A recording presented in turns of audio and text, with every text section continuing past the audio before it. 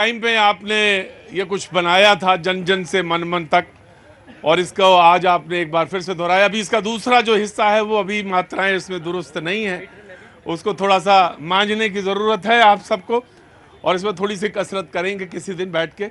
बहुत बहुत शुक्रिया, thank you so much AV brothers, thank you Rahul, बहुत बहुत शुक्रिया। बातचीत के सिलसिले को आज शुरू करने के लिए एक बार फिर से नए हफ्ते की शुरुआत। वो तमाम सारे लोग आज तो मुझे दिख रहे हैं, रेलवे रिक्रूटमेंट सेल वाले भी यहाँ पे हैं। हाँ जी, बिल्कुल बिल्कुल बिल्कुल, मैं बात करूंगा, आराम से खड़े रहिए, मैं पूछूंगा कि बातचीत क्या है। और वो तमाम सारे लोग जो आए हैं, और किसी ने तो मुझे आज कहा कि बीजेपी जो है बड़ा सरप्राइज करती है। मैंने कहा कैसे सरप्राइज करती है? बोले पता ही नहीं चलता मुख्यमंत्री कौन बनेगा, और मुख्यमंत्री बन गया। बहुत बहुत बधाई मध्य प्रदेश को भी, और उनको भी मुख्यमंत्री नए मिले, बहुत बहुत शुक्रिया। लेकिन जो आज चर्चा सबसे ज्यादा है, और वो चर्चा आज मुद्दे का यहाँ पे विषय भी है। मैंने कहा था जब शुक्रवार को शो कर रहा था कि अलमारियों में क्या देखा आपने, तो जवाब आया था नोट की गड्डियां देखी थी। मुझे कहा था कितनी थी, तो कोई सही जवाब नहीं था। लेकिन अब अंदाजा ये है कि 350 है, या 325 है, या 350 है, कितना है ये तो वही जाने। बहरहाल हाँ जी, हाँ, इनमें से किसी को नहीं मालूम है। ये तो शाम को ही जब होश खो देते हो, ये सारा काम होश का है, बेहोशी वाला नहीं है। बहुत बहुत शुक्रिया। वो तमाम सारे लोग जो आ जाएं, मैं सबसे पहले उनसे मिलूं, उससे पहले अपने मेहमानों का मैं तारुफ कराना चाहूंगा। राकेश जी बीजेपी का पक्ष रखने के लिए मौजूद हैं, बहुत बहुत शुक्रिया। अथर जैदी साहब आम आदमी पार्टी का पक्ष रखने के लिए हमारे साथ आज मौजूद हैं। जैदी साहब, हमारे यहाँ एक रिवाज है, जो पहली बार शो में आता है उसका ताली बजा के सारे लोग स्वागत करते हैं। बहुत बहुत शुक्रिया जैदी साहब, और खुल के बात करिए, ये मंच आपका, जनता का मंच, यहाँ पे सारे सवाल होते हैं, और आपसे भी पूछिए और आप भी सवाल करिए। बहुत बहुत शुक्रिया जैदी साहब। प्रभात जी राजनीतिक विश्लेषक, बहुत बहुत शुक्रिया। जबरदस्त सर्वेश पाठक जी, बहुत बहुत शुक्रिया, राजनीतिक विश्लेषक। और फजील भाई बहुत दिनों बाद होम्योपैथी के डॉक्टर हैं, दवा इनकी धीरे से असर करती है, लेकिन ये जबरदस्त है। बहुत बहुत शुक्रिया, थैंक यू सो मच। कौन सा सवाल पहले इधर से करना चाहेगा? तो मैं इधर से बढ़ूं जी, आप बोलना चाहेंगे, क्या हुआ बताइए। आरआरसी सर 2019 में रेलवे ग्रुप डी की वैकेंसी आई थी सर। 2019 में सर? 19 में, हाँ सर, लेकिन अभी तक नियुक्ति नहीं दी है हमें। रोजगार मेले में शामिल कर लिया गया है, लेकिन अभी तक नियुक्ति नहीं दी है सर हमें। अभी तक नियुक्तियां नहीं दी गई हैं। कहां से आना हुआ भैया? एक मिनट, आपकी उम्र निकल चुकी है हुजूर आली। नहीं, आपकी हुजूर, आप तो बस सिर्फ रैलियों में जाइए, यहाँ नहीं। जो सवाल पूछने आए उनको सवाल पूछने दीजिए, आपकी जगह सिर्फ रैली में है, यहाँ नहीं। जी क्या नाम है बेटा? सर मैं राजस्थान से आया हूँ, और सर हमारा सिलेक्शन। एक मिनट रुको, अब मैं भगाऊंगा बहुत जोर से, चुपचाप खड़े रहो। कब बेवकूफ जी। सर हमारा सिलेक्शन हुए और पैनल में नाम आए हुए 8 महीने से ऊपर हो गया है। प्रधानमंत्री जी के द्वारा हमें 16 मई को ही रोजगार मेले में शामिल कर लिया गया। रोजगार मेले में शामिल कर लिया गया था? हाँ सर, 16 मई को शामिल कर लिया, लेकिन अभी तक हमें कोई नियुक्ति नहीं दी गई है सर। अभी तक कोई नियुक्ति नहीं दी गई है रोजगार मेले में।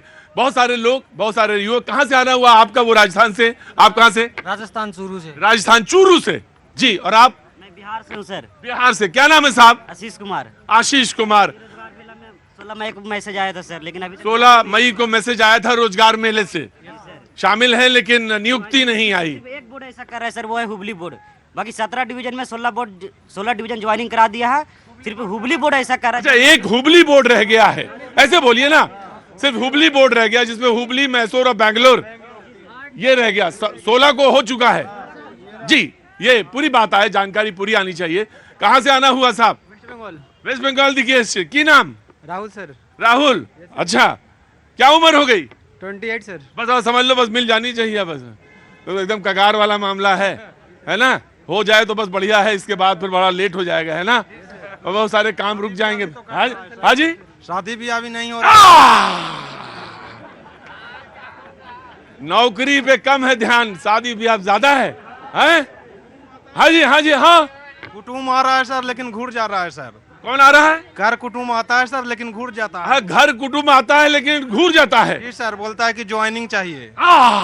तो कहाँ से आना हुआ? बिहार से सर। तो नियुक्ति पत्र से काम नहीं चलता है? नियुक्ति पत्र भी मिला है कहाँ सर? अच्छा, तो कह रहा है आ जाता है लेकिन घूर के चला जाता है। शादी वाला रुकता नहीं है, क्योंकि नियुक्ति पत्र मिल जाए तो हो जाएगी शादी। हाँ जी, एक मिनट भाई साहब, सर एक एक करके, बहुत डिसिप्लिन वे से आप बोलेंगे, बिल्कुल बोलेंगे, लेकिन आराम से, तरीके से। नियुक्ति पत्र मिल जाए तो शादी हो जाए, नियुक्ति पत्र मिल जाएगा तो हो जाएगा, बस उसी से ज्वाइनिंग हो ना होए। ज्वाइनिंग जरूरी है। साहब कहाँ से आना हुआ? सर मैं वैसे यूपी बनारस से हूँ। यूपी बनारस से हैं, और हुबली का जो सेक्शन है वो रह गया है, बाकी 16 का हो चुका है। सर तो क्या कारण क्या है? विडम्बना सर ये कि 2019 में जब वैकेंसी आई और ये गिनीज वर्ल्ड रिकॉर्ड में नाम दर्ज है सर। जितने भी हमारे अश्विनी वैष्णव मंत्री, रेलवे मंत्री हैं, मोदी जी हैं, सभी इसकी बखान गाते हैं कि ये गिनीज वर्ल्ड रिकॉर्ड में इसका नाम दर्ज है सर। लेकिन अभी तक ये प्रक्रिया पूरी नहीं हो पाई है सर। और समस्या देखिए सर, ये है कि 2019 में जब ये फॉर्म आया था और आज 23 हो गया, मतलब खत्म ही हो चुका है सर। अब मेरी एक शादी भी हो गई, एक डॉटर भी हो गई है। अब कहीं काम कर रहे हैं कि नहीं? काम तो सर कर ही रहे हैं, लेकिन अब जिस हम सोचे थे कि गवर्नमेंट जॉब में होंगे, सर्व करेंगे, लेकिन आज वो पहले मम्मी पापा पूछ रहे थे कब ज्वाइनिंग पे जाओगे, 1 साल बाद डॉटर पूछेगी पापा ज्वाइनिंग पे कब जाओगे। हाँ, ये देखिए, कह रहे कि शादी हो गई लेकिन वो ज्वाइनिंग नहीं आई, और इस पे जरूर रेल मंत्रालय से दरखास्त है कि इस पे कोई ना कोई इसके क्लैरिफिकेशन जरूर दिया जाए। और वो जो युवा खड़े हैं यहाँ पे, मैंने सबसे बात करी, नो अब नहीं, मैंने सबसे बात करी, और जरूर होना चाहिए। नेता थोड़ी ना बनाना भैया, तुम्हें काम मिले, नौकरी मिले, नियुक्ति पत्र मिले ना, कर घर जाओ, ठंडी में यहाँ खड़े हो। सारे लोगों, 5-6 लोगों से पूछा तो मैंने, वही बातें हैं। सबको नियुक्ति पत्र मिले, ये गुजारिश है, और ज्वाइनिंग हो, और क्या कारण है वो बताया जाए, जरूर बताया जाए। मेहमानों से मैंने तारुफ कराया, लेकिन प्रभात जी खड़े होइए। आप कैसे सोच रहे हैं कि आपसे सवाल नहीं पूछा जाएगा? सवाल एकदम पूछना चाहिए, बनता है तो। सवाल तो ये पूछा जाए। मैं आ रहा हूं, तुम्हारे दोनों कान एक ही तरफ लगाऊंगा, तुम्हारे दोनों काम लगाऊंगा एक तरफ। रुको, यहाँ आइए प्रभात जी। हाँ, मैं जानना चाहता हूं कि क्यों ना पूछा जाए आपसे। बीजेपी कहती क्यों ना पूछा जाए कांग्रेस से, और कांग्रेस कह रही है कि मुझसे क्यों पूछेंगे आप? वो जो व्यक्तिगत तौर से जो बिजनेस कर रहा है वो जिम्मेदार है। सबसे बड़ी बात आज देश ने देखा, मैं माननीय गृह मंत्री जी को सुन रहा था, माननीय गृह मंत्री जी कह रहे थे कि इतना नोटों का बंडल कभी किसी ने देखा क्या। माननीय गृह मंत्री जी, इस सम्मानित चैनल के माध्यम से मेरा एक संदेश है आपको कि शारदा घोटाला, सिंचाई घोटाला, जिसको आपने मुख्यमंत्री, मैंने नहीं कहा था, हिमंता विश्व शर्मा जी, 70,000 करोड़, चक्की पिसिंग, अजित पवार जी, अगर इन सारे के पैसों को इकट्ठा कर दूं गृह मंत्री जी, तो पैसों का माउंट एवरेस्ट बन जाएगा और पूरा देश देखेगा। उसके बाद आ जाओ, आप सच्चाई पे आ जाओ। मैं किसी भी भ्रष्ट व्यक्ति का किसी भी सूरत में पक्ष नहीं ले सकता, ना मैं उसके बारे में बोल सकता हूं, लेकिन नोटबंदी की विफलता भी यहां दिखती है। नोटबंदी की विफलता दिखती है, जिस पर प्रधानमंत्री जी चुप्पी साधे हुए हैं। विफलता दिखती है कि 300 करोड़ रुपए, मैं आम लोगों से पूछता हूं, मेरे भाई बहनों, आप बताओ कि आपके जेब से जब पैसा निकलता है तो सारे बैंकिंग का रिकॉर्ड होता है।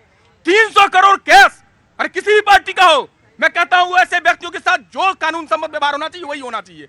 लेकिन इतना पैसा कैश कोई अपने घर में रख लेता है तो फिर सीबीआई कह रहे हैं ना, बता तो रहे हैं, अब रुकिए, आप बोले चले जा रहे हैं। वो ये कह रहे हैं कि ये पैसा जो है, इनका कहना है बीजेपी वालों का, ये पैसा तो कांग्रेस का है। नहीं, अभी आ रहे हैं। हाँ, मैं आ रहा हूं, आपका सुनना था जी। अरे आपके मोहब्बत की दुकान में आपका लूट का सामान पकड़ा गया है, अब तो कम से कम सफाई मत दीजिए। आपके कांग्रेस के एक नहीं, जीप घोटाला, यूरिया घोटाला, टेम्पो घोटाला, साइकिल घोटाला, आप घोटालों की श्रृंखला, और आपके राहुल गांधी और सोनिया गांधी हेराल्ड घोटाले में जमानत पर हैं, और आम आदमी पार्टी के 3 नेता जेल में हैं जिनको जमानत नहीं मिल रही है। अब भी ये दोनों लोग चोर मौसेरे भाई हैं, क्योंकि अदालत ने सिद्ध कर दिया ये जमानत पर हैं, ये जेल में है, जमानत नहीं। तो काहे के लिए आए थे भैया? सर रेलवे ज्वाइनिंग के ज्वाइनिंग के लिए आए थे। तो भैया नियुक्ति पत्र मिल जाए तो क्या हो जाए, शादी हो जाए। वहां 350 करोड़ है, समझ में नहीं पाओगे, गिनती नहीं जोड़ पाओगे। जी जनाब। देखिए, जिसने भी घोटाला किया है उसके ऊपर बिल्कुल कार्रवाई होनी चाहिए और आम आदमी पार्टी इस चीज का स्टैंड लेके खड़ी है कि अगर किसी तरह की अनियमितता बरती गई है या उनके घर जो भी कैश मिला है उनके ऊपर बिल्कुल कार्रवाई होनी चाहिए, लेकिन ये वेंडिक्टिव नहीं होनी चाहिए। इसमें ऐसा नहीं होना चाहिए कि सिर्फ आपको विपक्ष के लोग ही दिखाई दें और कार्रवाइयां सारी विपक्षियों पर ही हो। 350 करोड़ रुपए वही मिला। हाँ बिल्कुल, उस पर कार्रवाई हो, जो उन्होंने गुनाह किया है उसकी सजा उन्हें मिले, लेकिन ऐसा नहीं होना चाहिए कि सिर्फ विपक्ष के ही नेता मिले। आप एक वॉशिंग मशीन लेके घूम रहे हैं कि जिसमें आप स्टेज पे से जिस पे आरोप लगाते हैं खड़े होके कि इन्होंने इतने का घोटाला किया, कल वो आपकी पार्टी में आ जाते हैं तो वो दूध के दूध कहते जब अगर आपके पार्टी में आ जाते हैं। मैं 3 आदमी हैं, मुझे बहुत परेशान, मैं ब्रेक के बाद तीनों का इलाज करूंगा। एक आप और तीसरे आप, तीनों का इलाज ब्रेक के बाद कर दूंगा मैं, तीनों का। जी 2014 का जब चुनाव देश में हुआ तो भ्रष्टाचार एक बड़ा मुद्दा था, आज भी है, जनता चाहती है, आज भी है, बिल्कुल जनता चाहती है कि आर पार का फैसला होना चाहिए। इस देश में भ्रष्टाचार के मामले में एक बार ही मैं तुमको कह रहा हूं, चुपचाप हो जाओ, तुम चुपचाप हो जाओ, मैं तुमसे कह रहा, प्लीज प्लीज, नहीं दूंगा, चुपचाप तुम। बेरोजगारी का मुद्दा आज भी है। गार्ड साहब उधर जाइए, आप क्या हाथ बांध, उधर जाइए, उधर से जाइए, इसको ले जाइए और इनको ले जाइए इधर से, और उधर से ये पीछे जो खड़ा है ये आदमी, ये इसको भी ले जाइए, चलो इसको ले जाओ। कहां बेरोजगारी है? रोज शाम को बेरोजगारी हो रही है यहां पे। तो उन्होंने कहा 2014 में कहा कि इस देश ने आर पार का फैसला किया कि भ्रष्टाचार पे बिल्कुल आर पार की बात होनी चाहिए। सवाल यही है, आज का जो बहस है उसका मुद्दा भी यही है कि क्या ये जो कार्रवाई है ये उपयुक्त है, और जिस तरह से मिल रहे हैं पैसे, ये भ्रष्टाचार की उसी अंतिम लड़ाई की एक कड़ी है। यहीं से बातचीत की बहस शुरू होती है। जी पाठक जी, योर चांस। देखिए, देश में आज अगर कहीं भी पैसा मिल रहा है भ्रष्टाचार का, कोई आम जनता या हमारे जितने भी पैनलिस्ट हैं, आप एक जर्नलिस्ट हो, इतने सम्मानित जर्नलिस्ट हो, क्या किसी के घर में इतने सारे पैसे मिलते हैं? और दूसरी बात, आम आदमी पार्टी जो कह रही है कि वॉशिंग मशीन, कांग्रेस ने बीजेपी को हिमाचल में हराया, कर्नाटक में हराया, कर्नाटक में 40% कमीशन का मुद्दा उठाया था और वहीं पे हराया। आज एक भी बीजेपी का भ्रष्टाचारी नेता क्यों नहीं जेल के अंदर है? कांग्रेस वहां पे कर क्या रही है? राजस्थान में इनकी सरकार 5 साल की चली गई, छत्तीसगढ़ में चली गई। अगर बीजेपी के भ्रष्टाचारी नेता थे तो उनको जेल में डालना चाहिए था, क्यों 5 साल इन्होंने गंवा दिए? दूसरी बात, जो राहुल गांधी जी आर्टिकल 370 चाहे जो भी मुद्दे लेके आ रहे थे सुप्रीम कोर्ट ने, आज मैं 370 पे बात करूंगा, मैं 370 पे बात करूंगा। पहले इस समय जो ऐतिहासिक फैसला हुआ सुप्रीम कोर्ट में वो अच्छी बात है, सबने देखा।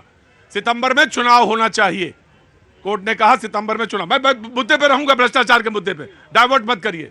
सवाल यह है कि एक हाथ में एक शख्स नियुक्त पत्र के लिए इंतजार कर रहा है, आप बड़े आराम से मुद्दा उठाते हैं ना कि भ्रष्टाचार, नौकरी, बेरोजगारी, और एक की अलमारियों में 47 बैग बरामद होते हैं।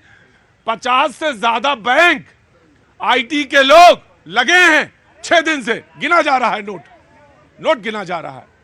तमाशा है, ये तमाशा है। जी मैं आया। प्रतीक भाई, येदियुरप्पा जी के यहाँ से जब पैसा मिला तब तो कांग्रेस ने नहीं कहा कि ये भाजपा का पैसा है, तो येदियुरप्पा का पैसा था। अब बंगारू लक्ष्मण के पास जब पैसा मिला तब तो कांग्रेस ने नहीं कहा था कि ये भाजपा का पैसा है। अगर कोई व्यक्तिगत रूप से किसी भी पार्टी का सदस्य हो, अगर उसके पर कोई अपराध करता है, उसकी निजी जिम्मेदारी होनी चाहिए। उससे आप किसी नेता या किसी पार्टी को नहीं वांछित कर सकते। ये कैसी बात हो रही है? और एक बार रेड पड़ी कानपुर के अंदर, कहा कि सपा का नेता है, बाद में भाजपा का निकल गया वो। अच्छा, भाजपा का निकल गया तो आज तक नहीं पता चला कि पैसा का क्या हुआ। जी पता ही नहीं चला कि इस पैसे का क्या हुआ। 2022 का चुनाव इत्र व्यापारी के यहां से 200 करोड़ रुपए की बरामद की। जी ये उसकी ओर इशारा कर। ये जितने पैसे पकड़े जा रहे हैं, धीरज साहू कोई सामान्य व्यक्ति नहीं है। धीरज साहू मैनेजमेंट की जो कमेटी थी भारत जोड़ो यात्रा राहुल गांधी की, उसका प्रबंधक था धीरज साहू। और उसके आज तक सारी जनता है, सारा देश देख रहा है इस तरह, सारा देश देख रहा है इस तरह नोटों की गड्डियां मशीनें थक गई, केवल कांग्रेसियों की जेब में ये पैसे थे। और 27 लाख करोड़ तो आंकड़ा है ना, 27 लाख करोड़ केंद्र सरकार ने मोदी जी के नेतृत्व में आम आदमी के अकाउंट में भेजा। ये 27 करोड़ इसी तरीके से थे, कांग्रेसियों के जेब में जाते थे, इसीलिए आम आदमी के लोग वो ये पूछ रहे हैं, नहीं वो ये पूछ रहे हैं, विपक्षी आपसे सवाल पूछ रहा है कि इसमें कांग्रेस कैसे दोषी है, कांग्रेस कैसे दोषी है, वो ये जानना चाहते हैं। मैं इनसे जानना चाहता हूं, जो लोग सवाल कर रहे हैं, धीरज साहू क्या भारत जोड़ो यात्रा की प्रबंध कमेटी का सदस्य था कि नहीं? अगर वो राहुल गांधी की सबसे महत्वपूर्ण यात्रा का मैनेजर था तो पैसे कहां से आते थे? पैसे राहुल गांधी और सोनिया गांधी और कांग्रेस कमेटी के हैं जो दिख रहे हैं। जी नाउ यू रिस्पॉन्ड। मैं जवाब इनको देना चाहूंगा। राकेश भाई, आपको एक चीज समझने की आवश्यकता है, 55,000 करोड़ रुपए, और देश को भी जानना चाहिए, 55,000 करोड़ रुपए का कर्ज 2014 में था। आज कर्ज 1,72,000 करोड़ हो गया। ये मोदी सरकार की कौन सी उपलब्धि है कि हम 55,000 करोड़ का कर्ज देकर के गए थे 14 में, आप 1,72,000 करोड़ के कर्ज पर देश को आपने पहुंचा दिया। और मैं आपसे पूछता हूं, ये तो कह रहे हैं कि हमारी अर्थव्यवस्था तीसरे नंबर पहुंचने वाली है। जवाब दे रहे हैं अर्थव्यवस्था की बात। फिर अगर आंकड़ों पे जाएंगे प्रतीक भाई, तो आंकड़े मुझे भी पता है, हमारी जो आबादी है पर कैपिटा इनकम जो है उसके हिसाब से ये आंकड़े बनते हैं। तो इनका आंकड़ा जो होगा उसके अपोज में मेरा आंकड़ा भी पेश हो जाएगा। सवाल आंकड़ों का नहीं, सिर्फ भ्रष्टाचार पे रहिए। बंगारू लक्ष्मण का इन्होंने नाम लिया, बिल्कुल ठीक कहा। कौन थे बंगारू लक्ष्मण? दीजिएगा जवाब राकेश भाई, कौन थे? भारतीय जनता पार्टी के राष्ट्रीय अध्यक्ष। और घोटाला क्या था? घोटाला क्या था? ताबूत घोटाला, देश की सुरक्षा से जुड़ा हुआ घोटाला था। इतने निम्न स्तर के लोग हमें भ्रष्टाचार का ज्ञान दे रहे हैं। ठीक, तो उदाहरण है, बंगारू लक्ष्मण जी का कितनी बार नाम लिए? अरे तो सर, आपके हैं ना, अब सुन नहीं पा रहे हैं ना। आराम से प्रभात जी। बंगारू लक्ष्मण जी का आपने नाम लिया, बंगारू लक्ष्मण जी पर कितने मामले चले और अदालत ने क्या कहा? और आप किसके साथ मटन बना रहे हैं पता है? सजा याफ्ता लालू यादव, भ्रष्टाचार, चारा चोरी के आरोप में सजा। जब तक वो बोलते तब चुप रहते, अब आप चुप रहेंगे जी। लालू यादव चारा चोरी के आरोप में अदालत ने सजा याफ्ता ठहराया, उसके साथ आपके नेता मटन बना रहे हैं। आज तक एक बात बताइए कि भारतीय जनता पार्टी का कोई नेता सजा याफ्ता के साथ बैठा हो? आम आदमी पार्टी। नहीं, मेरा सवाल इनसे सिर्फ इतना है कि जिन लोगों के खिलाफ बीजेपी बुकलेट निकाला करती थी, मुहिम चलाया करती थी कि ये लोग भ्रष्टाचारी हैं, जिसमें अजीत पवार भी थे, हिमंत बिस्वा शर्मा भी थे, आज अगर वो इनकी पार्टियों में आ गए हैं तो उसके बाद मैं इनसे पूछना चाहता हूं कि उसका स्टेटस बता दें कि उन पे क्या कार्रवाई चल रही है और वो केस कहां तक पहुंचे। उलट के ये आपसे पूछ ले तो नहीं, तो हम तो कह रहे हैं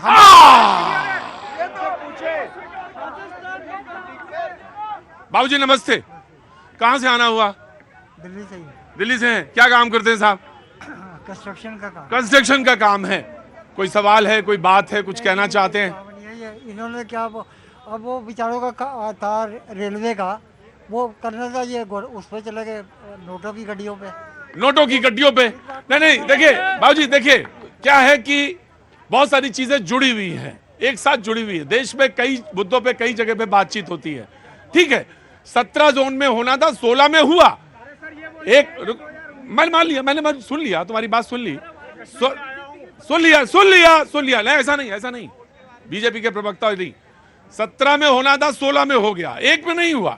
उसका जवाब पूछा, एक बार पहले भी ये लोग आए हैं, मैंने सवाल पूछा है, लेकिन इसके इतर भी सवाल होने चाहिए। इसके अलावा भी जो भ्रष्टाचार पे बातचीत हो रही है उस पर बातचीत जरूर होनी चाहिए जी, जरूर होनी चाहिए। बिल्कुल, हाँ मैं आता हूँ, बिल्कुल। कहाँ से आ रहा हुआ? राजस्थान में। मुख्यमंत्री कौन बन गया? मुख्यमंत्री तो बनेगा भारतीय जनता पार्टी का। अच्छा, नहीं वो तो मैं समझ गया जी। कहाँ, राजस्थान में कहाँ से आए? बीकानेर से जी। बहुत बहुत स्वागत है आपका। क्या नाम है आपका? मेरा नाम राधे धायल। राजा धायल, कैसे आना हुआ यहाँ? यहाँ तो बस दिल्ली आए हैं, कोई काम ऐसे बेकार में काम से आए हैं। क्या काम है? अखिल भारतीय विद्यार्थी परिषद के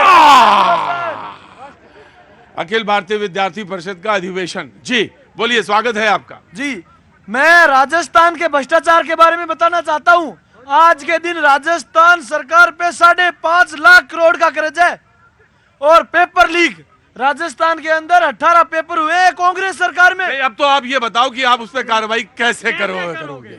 हमें तो ये बताओ, सरकार तो बदल गई, तो अब आप उस पर तो ये बताओ कि कैसे कार्रवाई होगी। वो तो मुझे मालूम है, जनता को जो कमाल करना था वो तो उसने कर दिया, लेकिन अब आपको ये बताना पड़ेगा कि भाई गार्ड साहब कहिए तो चाय वाय मंगवाएं आपके लिए हम। अगर आप एक आदमी को नहीं संभाल पा रहे हैं तो फिर बड़े उधर से जाइए ना।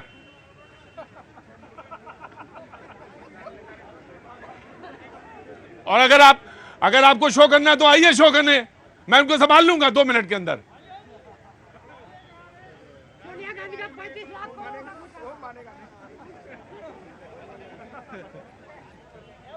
जी जनाब, कहां से आना हुआ? मथुरा। बहुत दिनों बाद आए, टोपी भी लगा के आइए। बोलिए, क्या नाम है? प्रवीण गौतम साहब। प्रवीण गौतम साहब क्या काम करते हैं? हाँ जी, जमीन करते, खेत। ना तो इतना जो छुप के चोरी काहे बोल रहे? खेत करते, ये करते, वो करते, खेती। हाँ बोलिए। अभी बंगालू लक्ष्मण जी पे बोल रहे थे, बंगालू लक्ष्मण जी। कौन? बंगालू नहीं, बंगारू लक्ष्मण। पहले एससी के राष्ट्रीय अध्यक्ष बीजेपी ने बनाए और वो एडिट करके इन्होंने वीडियो, और जिनको कांग्रेस वाले को और वो था उसमें। अच्छा ठीक, समझ गया। कांग्रेस के प्रवक्ता का बहुत बहुत स्वागत है। जी जनाब, मैं सिर्फ 2 बात प्रतीक भाई कहूंगा। एक तो ये था कि नोटबंदी के बाद ये काला धन बचा कहां से रह गया। दूसरी बात, नोटबंदी के बाद ही इतने बड़े बड़े भाजपा के कार्यालय क्यों बन गए और कहां से बन गए? बिना पैसे के बन गए। किसने वो पैसा दे दिया, कभी बताया भाजपा ने? और अभी भी बता सकते हैं पब्लिक के सामने कि इतने बड़े कार्यालय, इतनी लग्जरी गाड़ियां, इतने बड़े सब बिल्डिंगे, ये कहां से बन रहे हैं? अरे नहीं पकड़ेगा क्योंकि सीबीआई नहीं पकड़ेगा। कहने लगे इतने बिल्डिंग, इतना ये कार्यालय, ऑडिट होता है कि नहीं होता है? जी नहीं, मैं आ रहा हूं। एक सवाल, एक जवाब। जी, इतनी तकलीफ जो चिल्लाहट निकल रही है ना नोटबंदी के समय, ये चिल्लाहट अब आप समझ सकते हैं ना कि ये आराम से। इनकी चिल्लाहट, सपा, कांग्रेस, सबकी चिल्लाहट आप याद करिए जरा, जब नोटबंदी हुई थी। ये चिल्लाहट, बिल्कुल आराम से खड़े रहिए। आज ये चिल्लाहट आज जब पकड़े जा रहे हैं 300 करोड़, 400 करोड़ मशीनें थक जा रही हैं, इनका दर्द, इनका जो पैसा पकड़ा जा रहा है, ये दर्द उस समय से आप मिलाइए, आपको संतुलन मिलेगा उस समय नोटबंदी के समय में और आज के समय में। जी कांग्रेस की कहीं बीच में जैम में फंस गई थी। जी मैं आ रहा हूँ। अब आ जाऊंगा, वो चले गए, मैं लगता। हाँ उनको हमने जी नहीं, मैंने देख लिया। मैम बैठी रहिए, आप बैठी रहिए प्लीज, मैंने देख लिया। जी कहाँ से आना हुआ? उत्तराखंड से हूँ। उत्तराखंड से। क्या नाम है साहब आपका? मेरा नाम रोहित चावला है। रोहित चावला जी, कोई सवाल है आपका? हाँ जी, आता हूँ। पहले कांग्रेस की प्रवक्ता बोलने में आता हूँ। रोहित जी आपके पास आता हूँ। जी बोलिए। हाँ एक बात बोलिए, जरूर बोलिए। प्रतीक जी, सबसे पहले तो मैं आपसे माफी मांगना चाहूंगी। कोई बात नहीं, अरे कोई बात नहीं, वो जाम में फंस गई होंगी। पार्लियामेंट चलती है तो बीच में जाम लगता है। हाँ जी, वो रूट लगा हुआ था तो कोई बात नहीं, मैं समझ गया। और दूसरी मैं कहना चाहूंगी कि आज जो है बहुत मुद्दा गर्म है 300 करोड़ वाला, तो वो 350 है, 350 करोड़ है, 352 करोड़ है। हाँ। लेकिन वो 500 करोड़ की जो डील हो रही थी रोजाना वीडियो कॉल पर, वो कौन सी डील थी? वो नरेंद्र तोमर कृषि मंत्री हैं हमारे, उनके बेटे जो है रोजाना जो है 500 करोड़ की डील कर रहे थे और रोजाना वो वीडियो जो है जनता के सामने आ रहा था, वायरल हो रहे थे। लेकिन ईडी ने जरूरी नहीं समझा कि इसकी जांच कर ली जाए या उनसे पूछताछ कर ली जाए या वो पैसा कहाँ है नरेंद्र तोमर कृषि मंत्री जी के घर पे भी छापा मार दिया जाए। लेकिन वहां जाने के लिए ईडी जो है रास्ता भूल जाती है और वहीं पे 70,000 करोड़ जो मोदी जी मंच से बोलते हैं कि 70,000 करोड़ का घोटाला इन्होंने किया, उन्हीं को डिप्टी जो है चीफ मिनिस्टर बना देते। आइए ऑटो वाले भैया, कहा तुम भी जैम में फंसे थे कहीं? फंसा हुआ हूं। मैं यही कहना चाहता हूं, मोदी जी हर जगह कार्रवाई करवा रहे हैं। एक मिनट आराम से। मोदी जी हर जगह कार्रवाई करवा रहे हैं। दिल्ली में ऑटो डीलर्स माफियाओं के ऊपर कार्रवाई कब करेगी सरकार? ऑटो चालकों को खून चूसा जा रहा है दिल्ली में। 2.5 लाख का ऑटो होता है 7.5 लाख, 5 लाख, 8 लाख में बेच रहे हैं। ये कार्रवाई कब करेगी मोदी सरकार? हम लोग परेशान हो चुके हैं सर। 3 लाख की गाड़ी आती है और उसे दिल्ली में ऑटो फाइनेंसर 5 लाख, 8 लाख में बेच रहे हैं। वो कह रहे हैं, वो ताली बजा रहे हैं, तो वो समझ नहीं पा रहे कार्रवाई किस पे करनी है। फाइनेंसरों पर, प्राइवेट फाइनेंसरों पर करिए जो ब्लैक मनी कर रहे हैं दिल्ली में। दिल्ली के ऑटो गरीब मजदूरों का कमर तोड़ रहे हैं दिल्ली में। अब देखिए, ये जो मैंने कहा था, जो सवाल रखा था कि भ्रष्टाचार पे ये जो लड़ाई है और भ्रष्टाचार पे ये दूरगामी है, हर तरफ चौतरफा। ऑटो वाला कहता है कि एक ऑटो की कीमत 2 से 2.5 लाख रुपए होती है, 3 लाख रुपए होती है, लेकिन वो दिल्ली में ऑटो जो है 7, 7.5, 8 लाख रुपए का मिलता है। आखिर कैसे कोई ऑटो वाला कहीं अपना ऑटो लेके चलाए? क्योंकि जो प्राइवेट फाइनेंसर्स हैं उनका जो कालाबाजारी है वो भी एक तरह का, वो तमाम सारे मुद्दों पर है। जी मैं आ रहा हूं। जी जनाब। हाँ, 133 करोड़ जनता में ये जो 350 करोड़ का मुद्दा है, अगर ये ऐसे 10,000 लोग पकड़े जाएं तो कम से कम 30 लाख करोड़ रुपया मिलेगा और 10 करोड़ लोगों को, गरीब लोगों को मकान मिल सकता है। मैंने तो कहा कि आपने तो अभी तुरंत बता दिया कि 15-15 लाख आ जाएगा। नहीं। जी जनाब बोलिए। देखिए, मुझे दुष्यंत कुमार जी की एक पंक्ति याद आ रही है। बहुत बहुत स्वागत है दुष्यंत जी की पंक्ति पे। कोई क्रांतिकारी पंक्ति होगी? जी मैं आ रहा हूँ। ये भी एक तरह का वो भ्रष्टाचार है कि बीच में से बोल देना। आज फिर आकाश में कोहरा घना है, हर किसी का पांव घुटनों तक सना है। हर कोई ये कह रहा है कि भाजपा के क्या काम करते हैं आप? मैं सर शिक्षक हूँ। हाँ, दुष्यंत को तभी आप कोट कर रहे हैं। जी हाँ जी। और हर कोई ये कह रहा है कि भाजपा के कार्यकर्ता से पकड़ा गया, कांग्रेस के कार्यकर्ता से पकड़ा गया। इतना साल हो गया आज़ादी को, भ्रष्टाचार हर क्षेत्र में है। लेकिन आज भी मुझे शर्म आती है सुनकर कि लोग ये कहते हैं कि ये पैसा भाजपा का है, कांग्रेस का है। ये पैसा जनता का है जो खून पसीने से कमाया गया है। हम जैसे व्यक्ति ईमानदारी से मेहनत करके जो पैसा कमाते हैं, टैक्स का पैसा देते हैं, उससे किया गया भ्रष्टाचार है। तो आज तक इनके जो पॉइंट ऑफ व्यू है इनका, वो चेंज क्यों नहीं हुआ है? बहुत ही जो शिक्षक है, और मुझे बहुत खुशी हुई। हो गई है पीर पर वस्ती पिघलनी चाहिए, इस हिमालय से कोई नहीं गंगा निकलनी चाहिए। शिक्षक ही इस बात को कह सकता है कि ये कहे कांग्रेस का पैसा, ये कहे बीजेपी का पैसा। पैसा तो दरअसल वो जनता का है। जो यहाँ पे एक आदमी खड़ा है, एक नवयुवक कह रहा 28 साल उम्र हो गई, नियुक्ति पत्र नहीं आया तो शादी भी नहीं होगी। बात सिर्फ आया है कि नहीं है, बात सिर्फ इस बात की भी है कि जीवन यापन कैसे किया जाए। जहां संघर्ष इस बात का हो, वहां पे 350 करोड़ से ज्यादा पैसा नकदी बरामद होती है। शर्म की बात है, शर्म की बात है। जी अब बोलिए साहब। सर ये 350 करोड़, मैम बैठिए, नहीं तो आप भी बाहर जाइए, बैठिए। जी ये 350 करोड़ बोल रहे हैं। ये पुराना पैसा तोड़िए, नया नोट है। इतना नया नोट कैसे आ गया एक आदमी का पास? हाँ सर, इतना ज्यादा नया पैसा कैसे आ गया एक आदमी के साथ? नया नोट है, इन्होंने कहा कि ये तो नया नोट है। इतना नया नोट एक आदमी के पास कैसे आ गया? जी सर, मेरा नाम शराफत मंजूर है। मैं जी शराफत साहब, जी कश्मीर से आया हूँ। बिल्कुल आइए। आपका बहुत बहुत स्वागत है। पहले बहुत बहुत शुभकामनाएं 370 की जो हट गई और उसके बारे में आज जो ऐतिहासिक फैसला है। का फैसला है, बहुत अच्छा है। उसके ऊपर तो कोई है नहीं, कानून से बढ़कर कुछ नहीं। बहुत मुझे बहुत इस बात का बहुत शुभकामनाएं आपको, बहुत मुबारकबाद।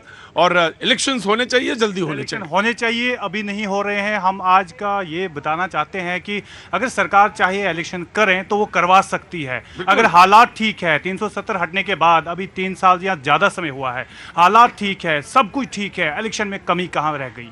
अगर इलेक्शन उन्होंने नोटिफिकेशन की थी, बताया था कि हम सरपंच इलेक्शन कर रहे हैं या दूसरे इलेक्शन करवा रहे हैं यूएलबी के, वो भी नहीं हुए। असेंबली नहीं होती है, एमपी का इलेक्शन नहीं हुआ है। इस सब झंझट से आज बीजेपी से पूछ ही डालिए कि कब होगा कश्मीर में इलेक्शन। हम भी सुप्रीम कोर्ट ने कहा पंचायत के चुनाव वहां जो हुए, लोकल बॉडीज के चुनाव वहां हुए, एमपी का चुनाव होता है, लेकिन विधानसभा को लेकर सबके मन में है कि जल्दी होना चाहिए और यकीनन मंजूर भाई, यकीनन चुनाव जो सुप्रीम कोर्ट ने कहा है वहां पे होने चाहिए, जल्द से जल्द सितंबर से पहले होने चाहिए।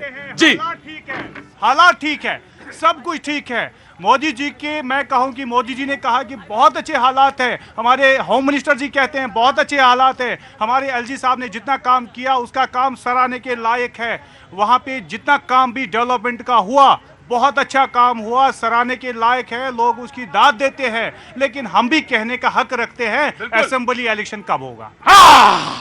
और एक बात सुनिए, हक की जहां बात कहते हैं, जहां रसोई में 4 बर्तन होते हैं वहां खटकते ही हैं। सही बात है। और अगर आप अपने हैं तो कहें, और अपने ही हैं तो कहेंगे नहीं तो क्या किसी पराये से कहेंगे, और कहना चाहिए बिल्कुल हक के साथ। चैनल पे इसलिए आया हूं, आज कह दूं ओपनली, असेंबली इलेक्शन करवाए, दम देखे किसमें कितना।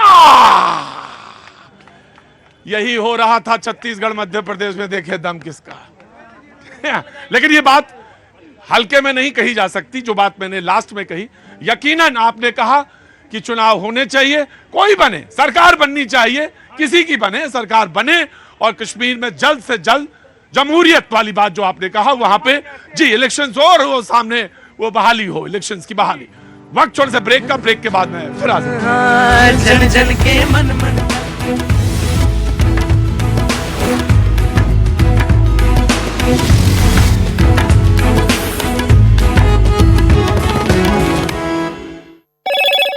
हेलो मोटो। मोटोरोला, भारत का सबसे अच्छा 5G स्मार्टफोन ब्रांड। के फैसले का स्वागत करता हूं। 5 अगस्त 2019 को प्रधानमंत्री नरेंद्र मोदी जी ने आर्टिकल 370 को निरस्त करने का दूरदर्शी निर्णय लिया। तब से जम्मू कश्मीर में शांति और सामान्य स्थिति लौट आई है। कभी हिंसा से जूझ रही घाटी में विकास और विश्वास में मानव जीवन में नए अर्थ आए हैं। पर्यटन और कृषि क्षेत्रों में भी समृद्धि ने जम्मू कश्मीर और लद्दाख सब के निवासियों की आय के स्तर को बढ़ा दिया है। आज सुप्रीम कोर्ट के फैसले ने साबित कर दिया है कि आर्टिकल 370 को हटाने का फैसला पूरी तरह से संवैधानिक था। विक्रांत इस वक्त हमारे साथ है, अमिताभ सिन्हा हमारे साथ हैं, रिफत अब्दुल्ला भी उसी जगह से साथ हैं जहां पहले कभी बैरिकेड लगाए जाते थे, वहां पर पूरी तरह से फेंसिंग हुआ करती थी। वो वही घंटा घर है ऐतिहासिक जो आज शाम को तिरंगे में नहाता है। कभी वहां पर तिरंगा लगाने के लिए आंदोलन हुआ करता था। रिफत आप वहीं पर खड़े हैं, लेकिन सबसे पहले अमिताभ सिन्हा से बात करूंगा। अमिताभ, देखिए एक हिस्ट्री है, इतिहास यह है कि श्यामा प्रसाद मुखर्जी ने श्रीनगर में कैद में दम तोड़ा था, क्योंकि आंदोलन उनका था, एक देश एक निशान एक संविधान। और इसी आंदोलन से जुड़े 370 को हटाने के लिए बतौर कार्यकर्ता अब जो प्रधानमंत्री हैं, उस वक्त आरएसएस के कार्यकर्ता थे, वो वहां धरने पर बैठे थे। 1990 के दशक में यहां पर आंदोलन चलाए गए थे, इसी धारा 370 को हटाने की मुहिम। और आज सुप्रीम कोर्ट ने कहा कि प्रेसिडेंट कभी भी इसे हटा सकते थे, उनके पास ये पावर्स थे। आनंद सीधा सा है ना, जो 70 वर्ष में जो हुआ उसको सुप्रीम कोर्ट ने माना है कि कॉन्स्टिट्यूशन को बरकरार रखने का, कॉन्स्टिट्यूशन से जम्मू कश्मीर को इंटीग्रेट करने का ऐसा कोई काम नहीं हुआ जिससे वो भारत की मुख्य धारा में आ सके। इसलिए 370 हटाना बिल्कुल सही है, इसको स्थायी करार दिया है सुप्रीम कोर्ट ने। मुझे लगता है अब इफ्स एंड बट्स के सारी चीज़ें, सारी अटकलें अब समाप्त हो चुकी हैं। दूसरा जो सबसे महत्वपूर्ण है, प्रधानमंत्री मोदी ने एक सपना देखा था, संघ का सपना था, आरएसएस का सपना था, जनसंघ का सपना था, बीजेपी के हर मैनिफेस्टो का ये एक एजेंडा होता था कि जम्मू कश्मीर से धारा 370 हटाना है। आनंद, उसी प्रक्रिया को आगे बढ़ाया गया है। अब जब से 370 हटा है, 3-4 चीज़ें तो साफ हो गई हैं। पहला कि जम्मू कश्मीर में 370 के चलते कई जातियों को, कई संप्रदायों को आरक्षण, वोटिंग के राइट्स तक नहीं मिलते थे, उनको वोटिंग राइट्स दिए गए हैं। जिसमें वेस्ट पाकिस्तान से आए रिफ्यूजीज थे, जिसमें कई ऐसी जातियां थी जिनको कोई वोटिंग राइट्स नहीं था, उनको राइट्स दिए गए हैं। दूसरा, जम्मू कश्मीर में दो या तीन पार्टियों का राज ही चलता था, पीडीपी या फिर नेशनल कॉन्फ्रेंस। अगर उनको हटा दें तो अब जम्मू कश्मीर में 3 टियर पंचायती राज सिस्टम चालू हो गया है। वो 3 टियर जहां पे ब्लॉक डेवलपमेंट काउंसिल के चुनाव हो रहे हैं, डिस्ट्रिक्ट डेवलपमेंट काउंसिल के चुनाव हो रहे हैं, नई पीढ़ी पूरी सरकार जो नए नेताओं की है वो सामने आ रही है। देखिए, हो तो बहुत कुछ रहा है, ये पहले नहीं हो सकता था क्या? पहली बात। दूसरी बात, अभी रिफत से बात करते हैं, फिर विक्रांत भाई, आप सुप्रीम कोर्ट के सामने खड़े हैं, कोर्ट ने क्या कहा उस पर भी मैं आपसे बात करूंगा, लेकिन जल्दी से रिफत से पूछ लेते हैं। वही ऐतिहासिक लाल चौक पर आप खड़े हैं, पीछे वो घंटाघर है, वहाँ ऊपर तिरंगा लहरा रहा है। कई बार 90 के दशक में, 2000 के दशक में वहाँ पर आंदोलन हुआ करते थे तिरंगा फहराने के लिए। रिफत, ग्राउंड पर क्या चल रहा है? देखिए, सब सामान्य लग रहा है आपके पीछे, तो हलचल चल रही है। जम्मू कश्मीर के आम निवासी अपने अपनी दिनचर्या में लगे हुए हैं। मंडे का बिजी मंडे आफ्टरनून। जी आनंद, बिल्कुल जिस तरीके से आपने कहा कि सब कुछ नॉर्मल है, मैं घंटाघर श्रीनगर पे हूँ जो ऐतिहासिक है, और यहाँ लाल चौक में सब कुछ नॉर्मल है, दुकानें खुली हैं, लोग चल रहे हैं। हालांकि सबको इंतजार था, सब लोग बेसब्री से वेट कर रहे थे इस वर्डिक्ट का। लोगों ने वर्डिक्ट सुना, कोई ऐसा रिएक्शन नहीं है जिसे हम एडवर्स कहें या अनटूवर्ड कहें। हालांकि प्रिकॉशनरी मेजर्स लिए गए थे, आप देख सकते हैं यहाँ पर पुलिस, सीआरपीएफ और बाकी अन्य सुरक्षा बलों को अलर्ट पे रख दिया गया था, तैनात कर दिया गया था, क्योंकि यहाँ पे पुलिस नहीं चाहती है कि यहाँ पे कभी भी अब लॉ एंड ऑर्डर की सिचुएशन बिगड़े। जैसा आपने कहा, 2019 से पहले पथराव होते थे, इसी लाल चौक में धरने होते थे। आज यहाँ पे हालात बिल्कुल सामान्य है, डरना नहीं है। लाल चौक का घंटाघर भी बदल गया, नया बनाया गया, इसको स्मार्ट सिटी प्रोजेक्ट के तहत जो है प्रोग्रेस में लाया गया, और यहाँ पे काफ़ी सारे डेवलपमेंटल प्रोजेक्ट्स जो हैं वो लाए गए, और यहाँ पे विकास की कोशिशें की जा रही हैं। लेकिन जहाँ तक इस फैसले की बात है, ये अब मानना पड़ेगा कि 370 और 35 से अब वापस आने वाला नहीं है। अब स्टेटहुड रेस्टोर किया जाएगा, इलेक्शंस होंगे, पॉलिटिकल प्रोसेस चलेगा। लेकिन जो पॉलिटिकल पार्टी सुप्रीम कोर्ट में गई थी इस केस को लड़ने के लिए, पिटीशन दायर की थी, लड़ रहे थे, वो डिसअपॉइंटेड थे। उमर अब्दुल्ला ने ट्वीट किया, कहा वो डिसअपॉइंटेड। देखिए, उनका अब वहां पर ग्राउंड पर कितना इलेक्टोरल कॉन्सिक्वेंस है वो भी देखना पड़ेगा। चुनावी रण में उनको उतरना पड़ेगा, और जम्मू कश्मीर की आवाम तय करेगी, क्योंकि 6% 7% वोटर टर्नआउट के बल पर जो संसद में चले जाते थे और वहां पर सत्ता पे काबिज थे, आज जाकर जब भारी बहुमत में जनता आकर वोट डालती है तब क्या करती है वो भी देखा जाएगा आने वाले दिनों में। लेकिन विक्रांत, 3 जजमेंट्स थे 5 जजों के बीच में, लेकिन सब कंकरिंग जजमेंट्स थे। जस्टिस कौल और जस्टिस खन्ना, इनका जजमेंट कहीं वेरी करता है जो बाकी 3 जजों की जजमेंट थी उससे लेकर, या सबने प्रेसिडेंट के, राष्ट्रपति के फैसले को सही ठहराया है? देखिए, मोटा मोटा इस मामले में आनंद की 2-3 चीजें थी कि इस कारण से 3 जजमेंट आए कि छोटे छोटे पॉइंट प्रोसेस और बाकी चीजों को लेकर के कुछ एक दूसरे से विचार भिन्न थे। लेकिन जो मोटा जजमेंट था कि 370 सही है या नहीं, राष्ट्रपति ने जो कदम उठाया वो सही है या नहीं, इस पर लगभग एक राय है सभी जजेस की, और आज इसीलिए ये जजमेंट बहुत महत्वपूर्ण माना जा रहा है। आनंद, मेरे साथ इस समय अश्विनी उपाध्याय हैं, ये इनका आज परिचय इस लिहाज से भी करवाना जरूरी है कि 2014 में सबसे पहली पिटीशन 370 को खारिज करने के लिए सुप्रीम कोर्ट में अश्विनी उपाध्याय ने ही दाखिल की थी। अश्विनी जी, 2014 और आज 2023, इस बीच 370 भी चला गया और आज सुप्रीम कोर्ट ने उस पर फाइनल मोहर भी लगा दी। देखिए, आज का दिन बहुत ही ऐतिहासिक फैसला है कि जो केंद्र सरकार ने डिसीजन लिया कि भाई 35 खत्म होगा, 370 खत्म होगा, कश्मीर में अलग झंडा खत्म होगा, कश्मीर का अलग संविधान खत्म होगा, कश्मीर का अलग विधान खत्म होगा, और देश में 1 नेशन 1 कॉन्स्टिट्यूशन चलेगा, 1 नेशन 1 फ्लैग चलेगा। उसको सुप्रीम कोर्ट ने पॉइंट वाइज पॉइंट, जितने ऑब्जेक्शन थे सबको उन्होंने ओवर रूल किया। 8 क्वेश्चन फ्रेम किए सुप्रीम कोर्ट ने, और सबसे अच्छी बात यह रही कि 5 जजों ने एक मत से फैसला दिया है। हालांकि जजमेंट 3 आए हैं, लेकिन जो 3 जजों ने कहा है उसी को बाकी के 2 जजों ने भी अपने अपने तरीके से उसको सपोर्ट किया है। तो ये 5-0 का फैसला है। सुप्रीम कोर्ट ने कह दिया कि आर्टिकल 35 में जो आया था गलत तरीके से आया था, वो पार्लियामेंट को पास नहीं हुआ था। सुप्रीम कोर्ट ने ये भी कह दिया आर्टिकल 370 कोई परमानेंट आर्टिकल नहीं था, वो टेम्परेरी आर्टिकल था, इसलिए केंद्र सरकार उसको हटा सकती थी। जो ऑब्जेक्शन किया गया कि जब वहाँ राष्ट्रपति शासन था उस समय उसको जम्मू कश्मीर को यूनियन टेरिटरी क्यों घोषित कर दिया, सुप्रीम कोर्ट ने कहा कि नहीं, वो राष्ट्रपति के पास पावर है। एक ऑब्जेक्शन आया था कि जब राष्ट्रपति शासन था वहाँ पे विधानसभा नहीं थी, तो फिर बांटा क्यों गया, लद्दाख को अलग क्यों राज्य बनाया गया। सुप्रीम कोर्ट ने ये कह दिया कि नहीं, वो भी उसके पास पावर है। तो अल्टीमेटली आप देखिए कि जो सेंट्रल गवर्नमेंट डिसीजन लिया था उसको अपहेड कर दिया। और जो हम लोग इतने दिन से लड़ रहे थे, 11 याचिकाएं हम लोगों की थी जो हम लोग आर्टिकल 35 या 370 के खिलाफ डाले थे, और 12 याचिकाएं आई केंद्र सरकार के फैसले के खिलाफ। तो कुल 23 याचिकाओं पे सुनवाई हुई। 5 जजों की बेंच ने सभी याचिकाकर्ताओं को सुनने के बाद ये जो फैसला दिया है, मुझे लगता है कि सरदार पटेल जहां होंगे, बाबा साहब अम्बेडकर जहां होंगे, श्यामा प्रसाद मुखर्जी जहां होंगे, उनको भी अच्छा लग रहा होगा कि हमारे मन की इच्छा को सेंट्रल गवर्नमेंट ने पूरा किया।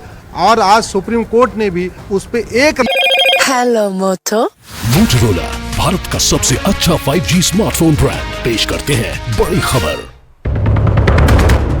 मोहन यादव होंगे मध्य प्रदेश के नए मुख्यमंत्री। विधायक दल की बैठक में मोहन यादव को चुना गया नेता।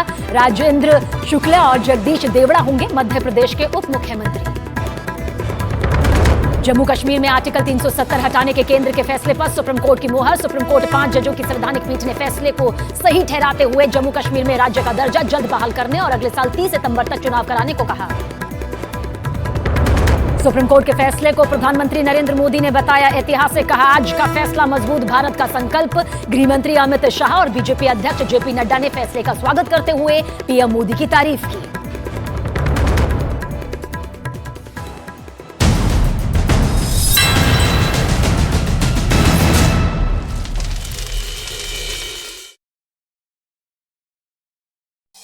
ये फैसला एक राय का नहीं होता, तो इस पे कभी अभी एक नई दलील शुरू हो जाती। अभी तो फिर एक नई दलील होती नहीं। 3 जजों ने ये कहा, लेकिन 2 जज ने तो ये कहा है, फिर 2 जजों को अपने पक्ष में लिया जाता। एक चीज और मैं जानना चाहूंगा अश्विनी जी, क्योंकि 370 और बाकी चीजों को तो कोर्ट ने सही ठहराया ही है। कोर्ट फॉरवर्ड लुकिंग भी डायरेक्शन दिया है। कोर्ट जस्टिस कोल ने खास तौर पर कहा है कि ट्रुथ एंड रिकंसिलिएशन एक कमीशन बनाया जाए और उस समय स्टेट और नॉन स्टेट एक्टर्स ने जो मानवाधिकार उल्लंघन किए उनकी जांच की जाए। दूसरा, सूबे में चुनाव को लेकर बहुत वहां के लोग भी चाहते हैं कि सरकार ने भी हालांकि कहा है कि हम चुनाव जल्द करवाएंगे। अब चुनाव की भी एक तारीख कोर्ट ने मोटा मोटा तय कर दी है। सुप्रीम कोर्ट ने कहा है कि लद्दाख तो कंटिन्यू यूनियन टेरिटरी रहेगा, लेकिन जो जम्मू कश्मीर है इसमें 30 सितंबर 2024 जी देखिए, ये वही टॉप कोर्ट है जहां पर अनेकों याचिकाएं दी गई। कश्मीर, जिस तरह से कश्मीरी हिंदुओं को प्रताड़ित किया गया, उन सारी याचिकाओं को खारिज कर दिया गया। लेकिन आज इसी जज के तहत पर बैठकर जस्टिस कौल ने कहा है कि उनको जस्टिस देने की, न्याय देने की आवश्यकता है। वहीं सुप्रीम कोर्ट ने 370 हटाए जाने के फैसले पर मुहर लगाई है, तो जम्मू कश्मीर के सियासी हल्के में सरगर्मी बढ़ गई है। और इसी से जुड़ी एक खबर आ रही है, उमर अब्दुल्ला ने विवादास्पद बयान दिया है। उन्होंने ट्वीट किया है और लोकतंत्र पर विवादास्पद बयान दिया है। उनके शब्दों को सुनिए। उन्होंने लिखा है, आजाद साहब सही में आजाद हैं, वे पार्टी ऑफिस जाने के लिए आजाद हैं, जबकि हम में से कुछ लोग अपने घरों में कैद हैं। गुपकर रोड पर जाकर हमारी प्रतिक्रिया लेने के लिए मीडिया प्रतिबंधित है। लोकतंत्र की जैसे मदर ऑफ डेमोक्रेसी उन्होंने कहा है, या ऐसी तैसी डेमोक्रेसी चल रही है, ऐसे तैसे डेमोक्रेसी चल रही है। ये अमिताभ सिन्हा हमारे साथ हैं। अब अंगूर खट्टे हैं अमिताभ, ये कहा जाए। फिर उमर अब्दुल्ला साहब तो खुद सड़क पर खुलेआम चलकर जा रहे थे, कहते क्या दशा आ गई है, दिशा आ गई है कि पैदल चल के जाना पड़ रहा है। उन्हें पैदल चलने से कोई नहीं रोक रहा। एलजी मनोज सिन्हा का कहना है कि कोई भी हाउस अरेस्ट में नहीं है। आनंद, जब पैदल चल रहे होते हो ना, तभी दिक्कतें सामने आती है कि देश हमारे साथ नहीं है, फला हमारे साथ नहीं है। जब आप गाड़ी में चल रहे होते हो ना लाल बत्ती की, तब ये सब याद नहीं आता। जब कांग्रेस के साथ सरकार थी तब ये सब याद नहीं आ रहा था, 370 कहाँ है, फला कहाँ है, जनता का क्या होगा। लेकिन अब याद आ रहा है। अब तो उन्होंने अपने ट्वीट में ऐसी तैसी डेमोक्रेसी लिख दिया है। मतलब खुद भी चुनाव लड़ने के भी इच्छुक हैं आनंद। नहीं, ऐसी तैसी नहीं लिखा है उन्होंने, ऐसे तैसे डेमोक्रेसी लिखा है। अरे देखिए, मदर ऑफ डेमोक्रेसी और ऐसे तैसे, जैसे तैसे ऐसे तैसे डेमोक्रेसी उस स्पिरिट से लिखी है। लेकिन रिफत को पूछ रहे थे, रिफत बताइए, एडमिनिस्ट्रेशन कह रहा है कि उमर अब्दुल्ला कहीं पर भी जाने से रोका नहीं जा रहा, लेकिन उमर अब्दुल्ला कह रहे हैं कि हमें नहीं जाने दिया जा रहा। क्या वो हाउस अरेस्ट में है?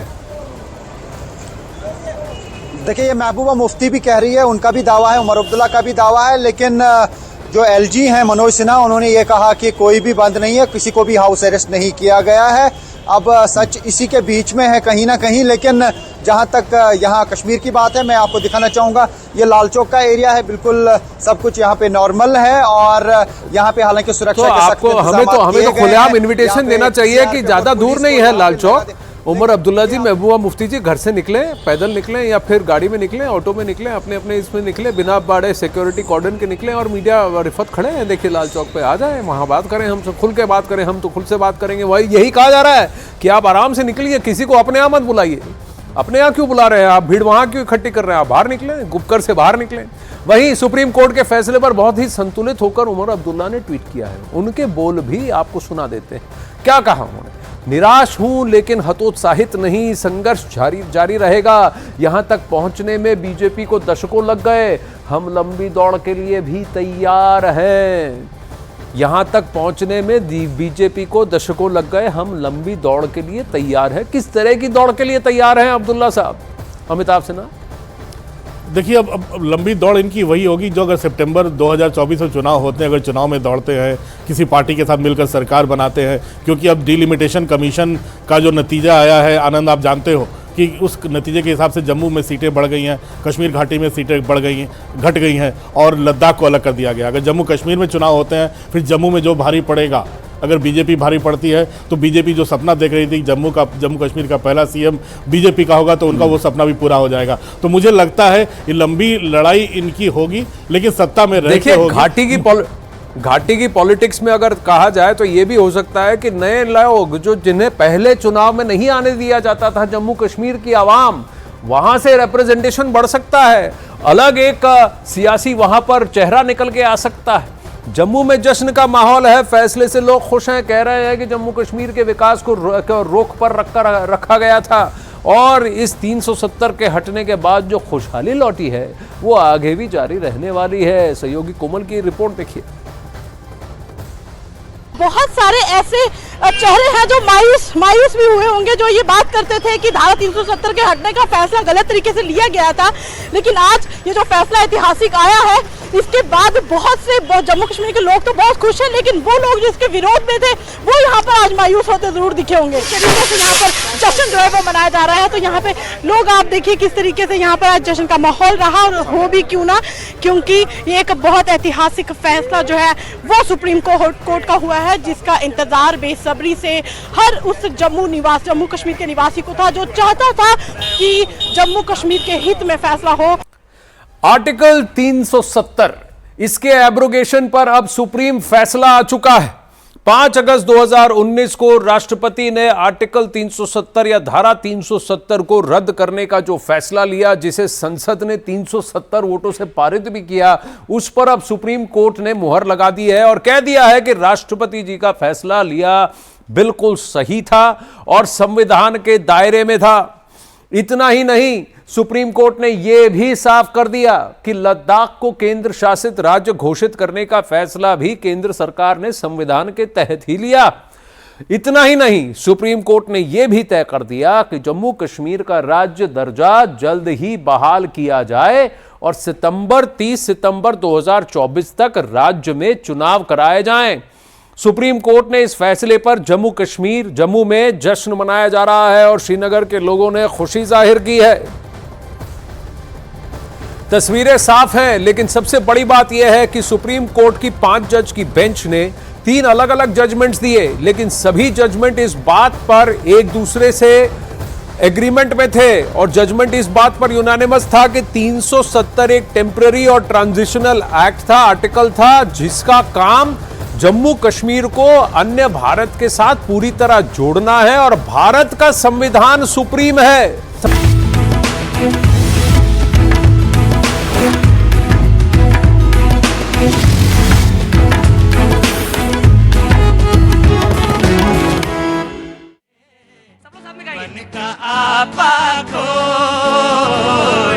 ऐसी बानी बोलिए मन का आपा कोई और को शीतल करे और को शीतल करे आप शीतल हो कबीरा आप शीतल हो।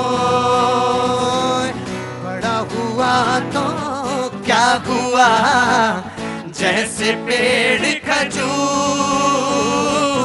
बड़ा हुआ तो क्या हुआ जैसे पेड़ खजूर।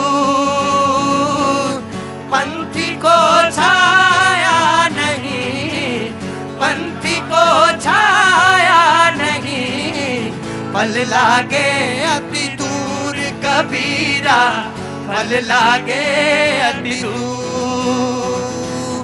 खड़ा कबीरा चौक पर मांगे सब ठीक है, खड़ा कबीरा चौक पर मांगे सब ठीक है। ना कहू से दोस्ती, ना कहू से दोस्ती, ना कहू से बैर कबीरा, ना कहू से बैर।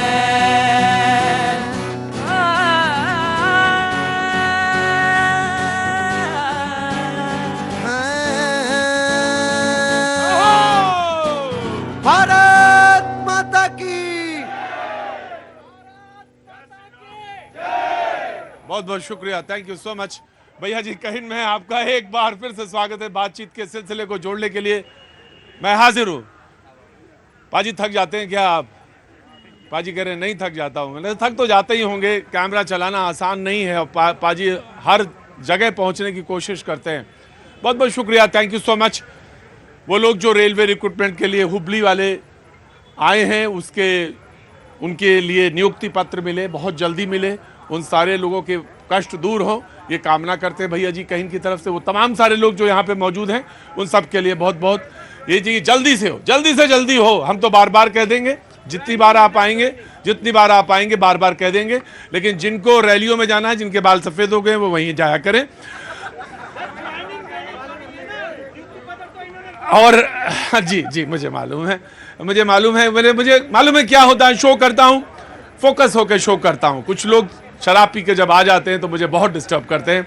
होता ही है कि उसके चक्कर में वो तमाम सारे लोग जो अपनी बात कहने के लिए आते हैं बहुत दूर से, वो छूट जाते हैं।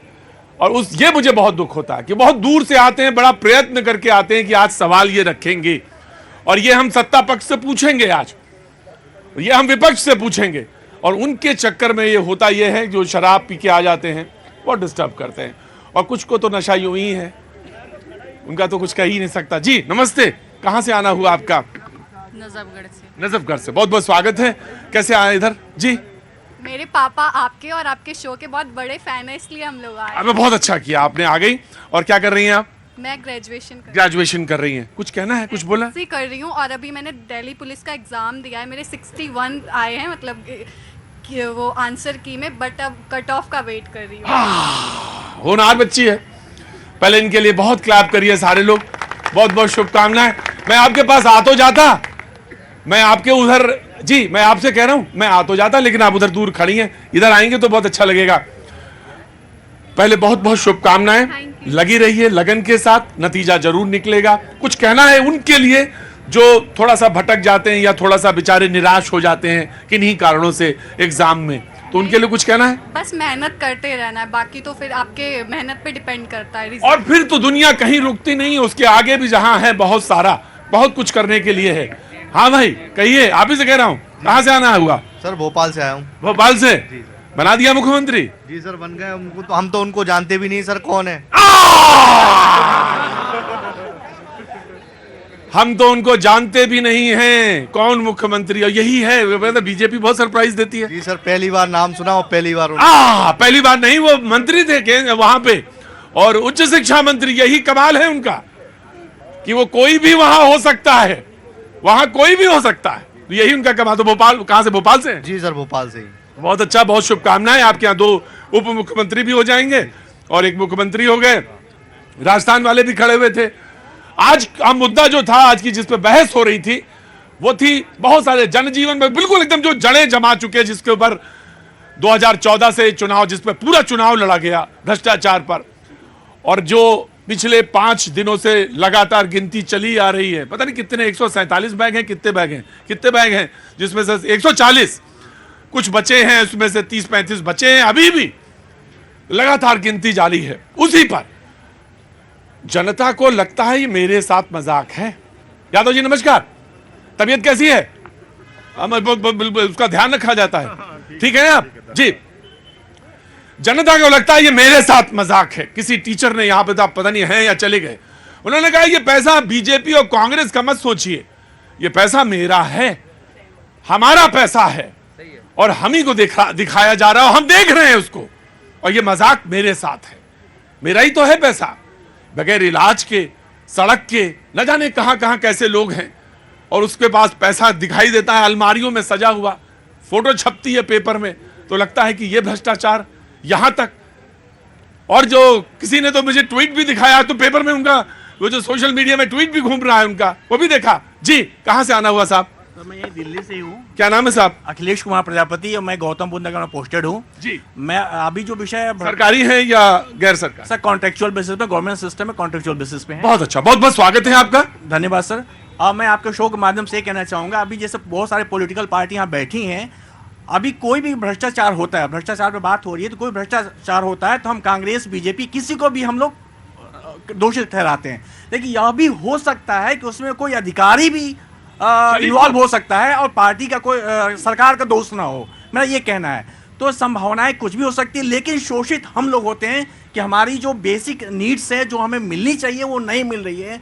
और इसी के लिए जैसे कहते हैं बेसिक नीड्स में ये कि अगर हम अस्पताल में जाते हैं इलाज के लिए, वो जो मशीन जिसका के लिए जिसमें कि शायद 10 रुपए में हो जाना चाहिए स्क्रीन, नहीं हो पाता क्योंकि वो मशीन खराब रहती है।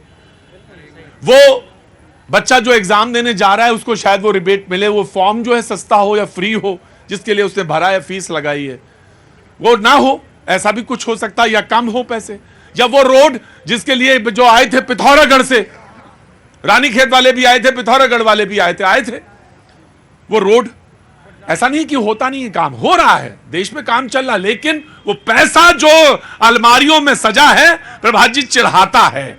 पता नहीं आपको चिढ़ाता है या नहीं, आप तो कवि हैं। चिढ़ाता है जी, चिढ़ाता है या नहीं चिढ़ाता? बहुत चिढ़ाता है, बहुत ज्यादा चिढ़ाता है। लेकिन मैं सच बताऊं, पूरे देश को यह जानना चाहिए कि जो इलेक्टोरल बॉन्ड के माध्यम से पैसे आते हैं राजनीतिक पार्टियों के पास, वो पैसा किसका है, कौन देता है, इसको सार्वजनिक करेगी बीजेपी? क्या नहीं करेगी, क्योंकि मस्त पैसा इनको आता है। मेरे भाई कह रहे थे मोहन सिंह, मैं जानना चाहता हूं, ये बीजेपी से आपने बहुत बढ़िया सवाल पूछा है, बहुत बढ़िया सवाल पूछा है, इसके लिए बिल्कुल बीजेपी से, पार्टी से पूछा है आपने, बहुत अच्छा सवाल, और इसमें आपको बहुत बहुत धन्यवाद। लेकिन सारी पार्टियां इसमें सामने खड़ी हो और इस पर एक मसौदा लाएं और कहें कि जितने भी पैसे हैं सारे लोग डिक्लेयर करें। और दूसरी बड़ी बात, मेरे भाई ने कहा कि मैं नहीं जानता मोहन यादव कौन है।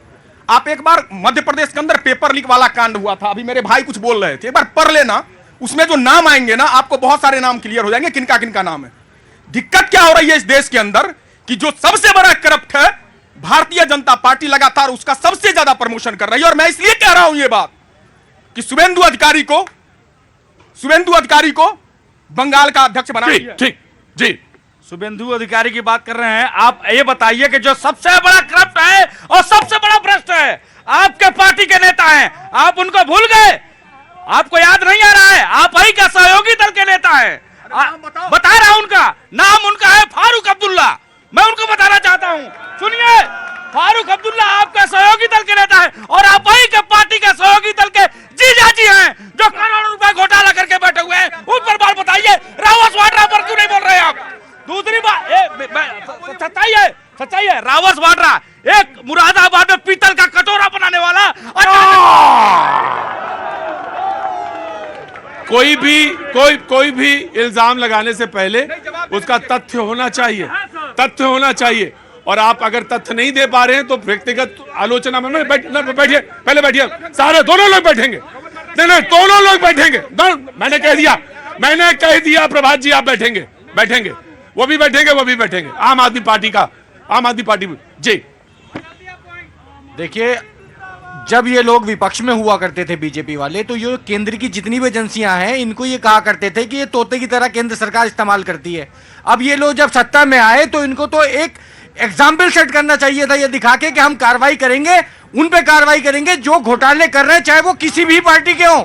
लेकिन इन्होंने क्या किया, सिर्फ विपक्ष के नेताओं को टारगेट किया है और उन्हीं के ऊपर कार्रवाई वेंडिक्टिव हो रही है और किसी के ऊपर कोई कार्रवाई नहीं हो रही। और जितने भी लोग जो वो ये कह रहे हैं कि 350 करोड़ रुपए मिले, और मिले जहां पे वही दिखा रहे, बिल्कुल साढ़े जहां पे जिनको गिरफ्तार किया उनकी जमानत नहीं हो पा रही। नहीं, बिल्कुल 350 करोड़ जिस पे मिले हैं उस पे कार्रवाई हो और कड़ी से कड़ी कार्रवाई हो। लेकिन जो लोग बीजेपी में आने से पहले भ्रष्टाचारी थे, आज उनके ऊपर क्या स्टेटस है, कितनी कार्रवाइयां हो रही है, ये मेरा सवाल है। एग्जाम्पल सेट किया है बीजेपी। बैठ जाइए। एग्जाम्पल सेट हो गया है और आम आदमी पार्टी के प्रवक्ता से कहना चाहता हूं, इससे ज्यादा एग्जाम्पल क्या सेट होगा कि शराब घोटाले में आपका डिप्टी सीएम जेल में है, जमानत नहीं हो रही है।